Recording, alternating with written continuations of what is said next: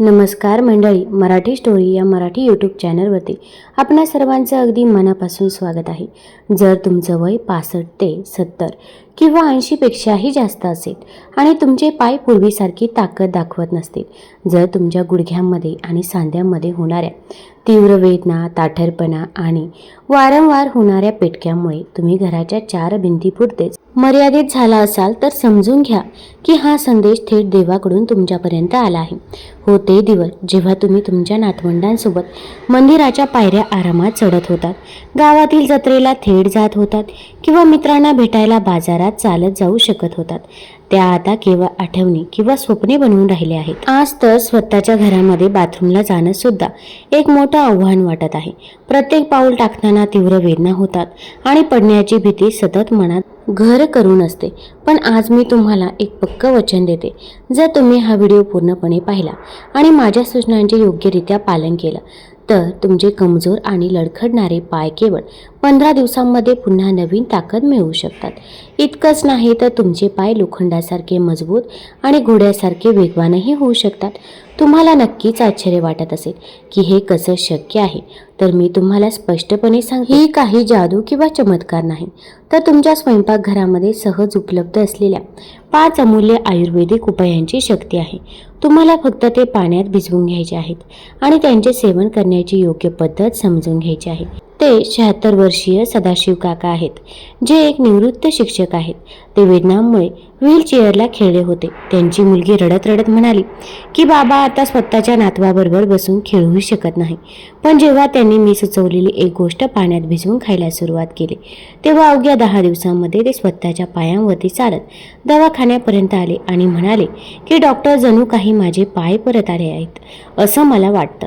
त्यांच्या डोळ्यातील अश्रू आणि चेहऱ्यावरील हास्य पाहून माझं मन भरून आलं. मला असं वाटत नाही की तुम्ही किंवा तुमच्या कुटुंबातील कोणत्याही वृद्ध व्यक्तीने म्हातारपण म्हणजे फक्त वेदना आणि असहाय्यता आहे असा विश्वास ठेवावा. जागतिक आरोग्य संघटनेच्या 2025च्या अहवालानुसार 70% जास्त वृद्ध लोकांमध्ये पायामधील अशक्तपणा आणि वेदनांचे मुख्य कारण कोणताही गंभीर आजार नसून कॅल्शियम, व्हिटॅमिन डी आणि प्रथिनांची तीव्र कमतरता आहे. दरम्यान एम्स दिल्लीच्या एका अभ्यासामध्ये असं आढळून आलं आहे की योग्य आहार घेतल्यास वयाच्या 90व्या वर्षीही हाडांची ताकद 60%ने वाढू शकते. तर तुम्ही तुमच्या पायामधील वेदना आणि ताठरपणा हळूहळू कमी करणारी एक विशेष पद्धत शिकायला तयार आहात का? तुम्हाला कोणत्याही आधाराशिवाय तुमच्या नातवाचा हात धरून मंदिरात चालत जायचं आहे का? जर तुमचं उत्तर होय असेल, तर हा व्हिडिओ शेवटपर्यंत नक्की पहा. आज मी 5 अशा विशेष घटक सांगणार आहे, जे पाण्यात भिजवून सकाळी खाल्ल्यास तुमची हाडे इतकी मजबूत करू शकतात की वयाच्या 90व्या वर्षीही तुम्हाला काठी किंवा मानवी आधाराची गरज भासणार नाही. तुम्हाला पुन्हा धावल्यासारखं वाटेल. आणि या व्हिडिओच्या शेवटी मी तुम्हाला अशी आयुर्वेदिक सवयी देखील सांगणार आहे, ज्या या उपायांची परिणामकारकता 10 पटीने वाढवू शकतात. जर तुम्हालाही तुमचे पाय लोखंडासारखे मजबूत करायचे असतील, तर कृपया खाली हो असं कमेंटमध्ये नक्की लिहा. तुम्ही हा व्हिडिओ कुठून बघत आहात हेही सांगा. मी प्रत्येक कमेंट काळजीपूर्वक वाचत असते आणि तुमच्या प्रतिसादाची वाट पाहत असते. पहिलाच उपाय ऐकून तुम्हाला खरोखरच धक्का बसेल, म्हणून हा व्हिडिओ मध्ये सोडू नका.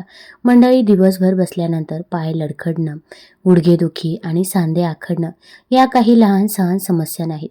हा तुमच्या शरीराकडून मिळणारा एक गहन संकेत आहे की तुमच्या हाडांना आणि स्नायूंना आवश्यक असलेले योग्य पोषण मिळत नाहीये. मनातल्या मनामध्ये सकाळी उठून वेदनाशिवाय तुमच्या अंगणामध्ये आरामामध्ये तुम्हाला फिरायला जाण्याची तुमची इच्छा असते. तुमच्या नातवंडांना शाळेत सोडण्याची किंवा जुन्या मित्रांसोबतच चहाच्या टपरीवर बसून जुन्या आठवणींना उजाळा देण्याची तुमची इच्छा असते. पण पायांच्या वेदना तुम्हाला केवळ शारीरिक नव्हे तर मानसिकदृष्ट्याही एका खोलीत बंदिस्त करतात.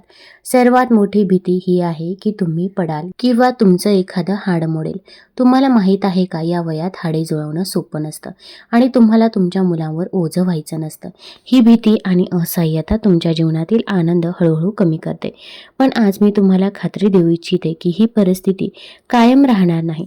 टोकियो जोरियाट्रिक इन्स्टिट्यूटच्या 2025च्या अभ्यासानुसार 75% वृद्ध लोकांमध्ये हाडे कमकुवत होण्याचं खरं कारण वाढतं वय नसून पोषक तत्वांचं योग्य शोषण न होणं हे आहे.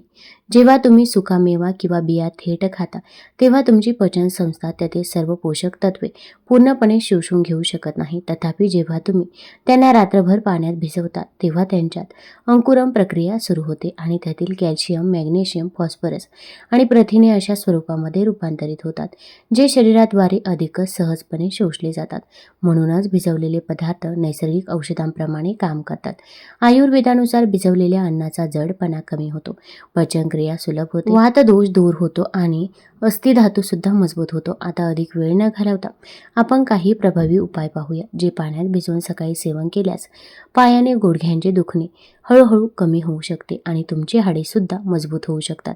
पहिल्या उपायामध्ये मेथीचे दाणे आणि अक्रोड भिजवण्याचा समावेश आहे.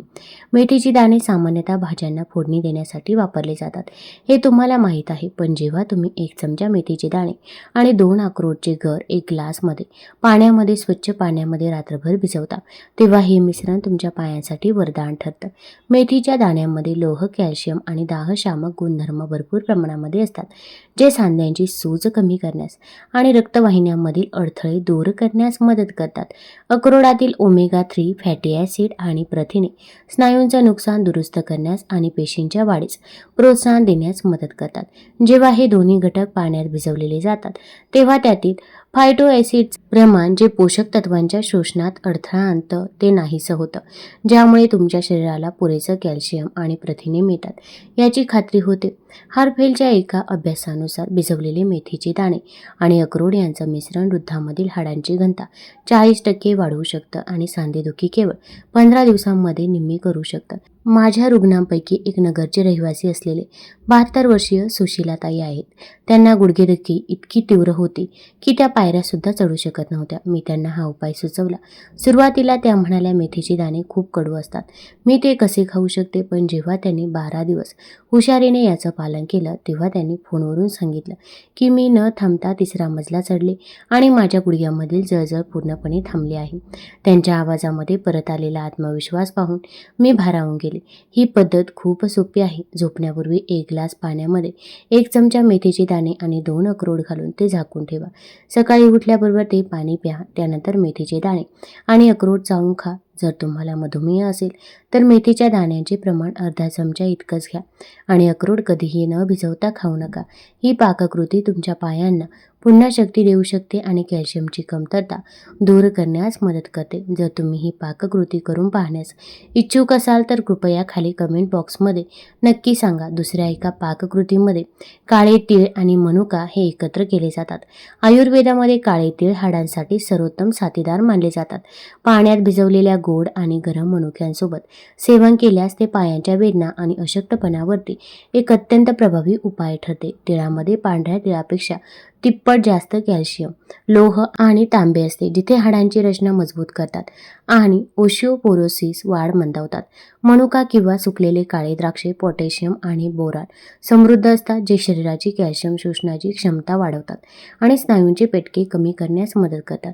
तीळ रात्रभर भिजवल्याने त्यांची सांड मऊ होते, ज्यामुळे त्यातील तेल आणि पोषक तत्वे बाहेर पडतात, ज्यामुळे ते पचायला सोपे आणि अधिक प्रभावी बनतात.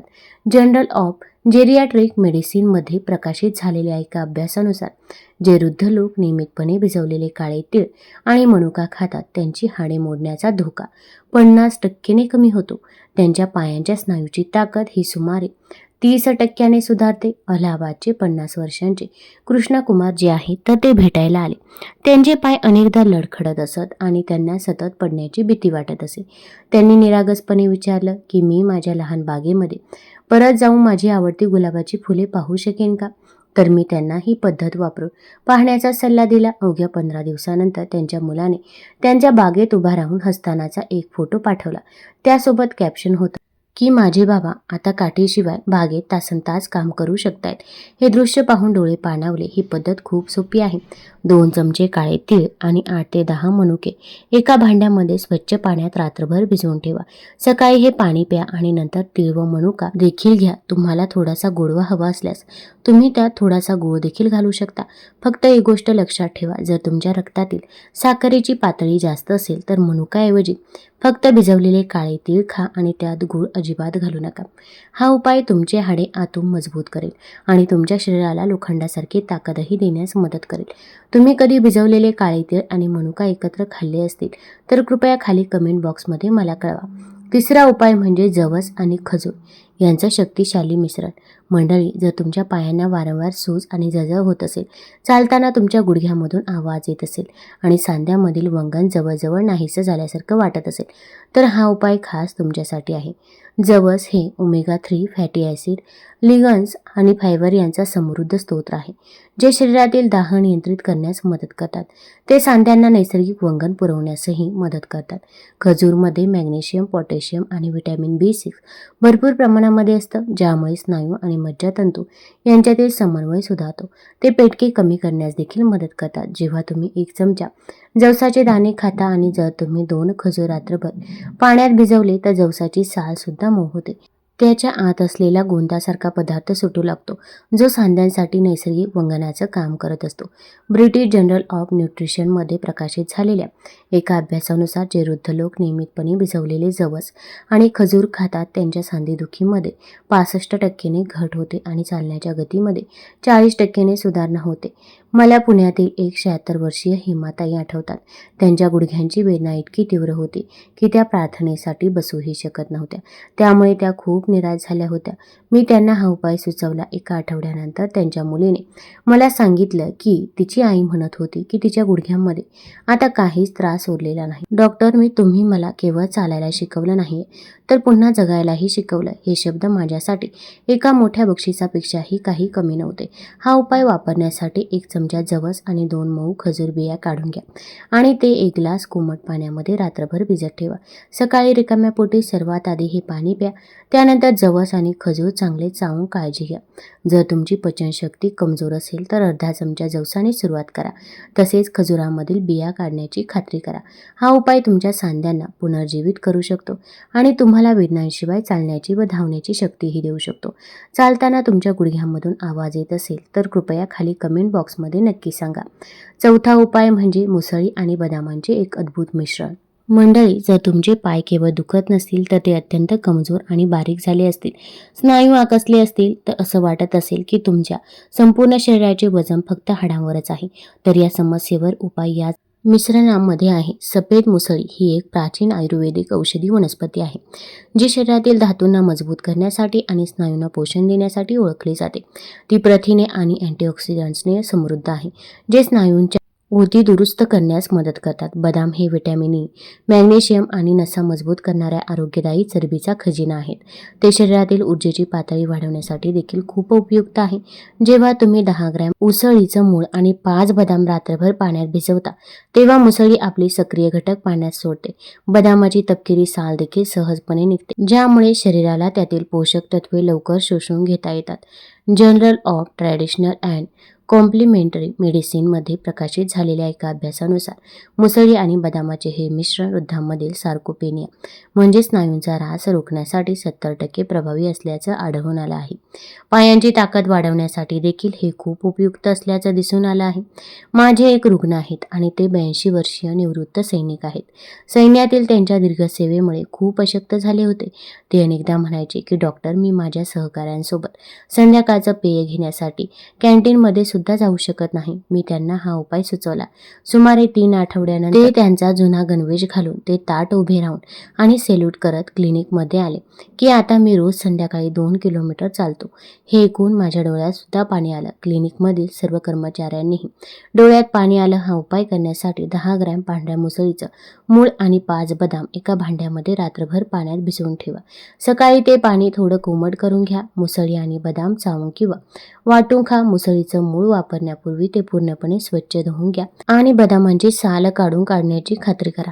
हा उपाय तुमच्या क्षीण झालेल्या स्नायूंना पुन्हा शक्ती देऊ शकतो आणि तुमच्या पायांना मजबूत ताकद देऊ शकतो. जर तुम्हालाही तुमच्या क्षीण होत असलेल्या पायांचा त्रास होत असेल तर खाली कमेंट बॉक्समध्ये मला नक्की कळवा.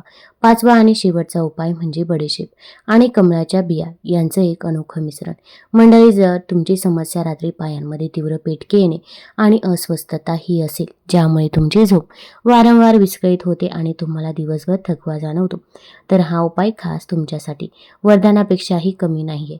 बडीशेपमध्ये स्नायू आकुंचन रोखण्याचा गुणधर्म आहेत, म्हणजेच ती अनैच्छिक स्नायू आकुंचन रोखण्यास मदत करते.